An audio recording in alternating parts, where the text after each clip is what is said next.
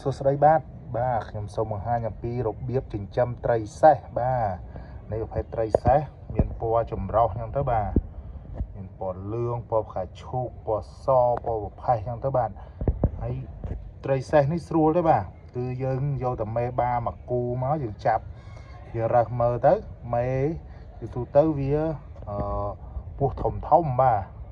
ពោះធំហើយបើឆ្មូលវិញរៀងវារឿងទូចស្ដហ្នឹងបាទហើយការដែលចិញ្ចឹមនោះប្រកាត់នោះស្រួលទេបាទដូចខ្ញុំនេះដាក់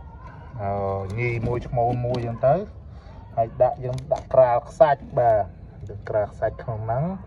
ហើយយើងដាក់ទឹកអញ្ចឹងទៅបាទអញ្ចឹងនេះខ្ញុំដាក់ញីពណ៌បៃតងបាទអញ្ចឹងខ្ញុំបានដាក់ហើយអញ្ចឹងគិតថាជាទូទៅ3ថ្ងៃវានឹងចេញពងមកបាទចេញពងចេញកូនគឺ3ថ្ងៃក្រោយបងប្អូននឹងបានឃើញមកកូនពេញទៅនឹងបាទត្រីសេះនេះស្រួលទេបាទយើងគ្រាន់តែដាក់វាអញ្ចឹងទៅបាទហើយយើងដាក់ចកដាក់សារាយឲ្យច្រើនអញ្ចឹងទៅអញ្ចឹង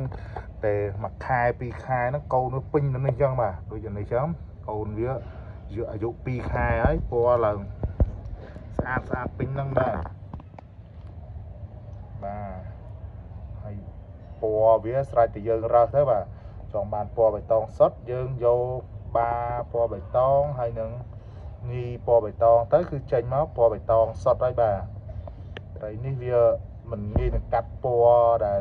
នេះទេបាទបើយើងដាក់ពណ៌វាសុទ្ធវាចេញមកសុទ្ធអញ្ចឹងបាទហើយយើងដាក់ចកដាក់សារាយឲ្យច្រើនអញ្ចឹងទៅអញ្ចឹងវានឹងបានកូនច្រើនពីព្រោះត្រីនេះវាស៊ីកូនដែរប្រភេទស៊ីកូនស៊ីពងបាទអញ្ចឹងបើសិនជាយើងឲ្យវាញាស់ហើយយើងមានសារាយមានអីបាំងវាច្រើនអញ្ចឹងគឺវារស់បានច្រើនកូនវាបាទអានេះមានប្រភេទដៃវែងដៃខ្លីតាមពូជរបស់វាបាទហើយខ្ញុំក៏ចម្រាញ់យកពូជដែលពណ៌ដុតដូចពណ៌បៃតងអញ្ចឹងទៅបាទដាក់ពណ៌បៃតងមកគូហ្នឹងហើយវានឹងចេញកូនមកពណ៌បៃតងហើយបាទនេះបាទអូបាពណ៌ខៀវបាទញីពណ៌បៃតងបាទគឺដាក់ចឹងទៅហើយចាំមើលកូនមកចេញពណ៌អីបាទនេះគឺវិធីសាស្ត្រចិញ្ចឹមត្រីសេះងាយបាទអរគុណជម្រាបលាបាទ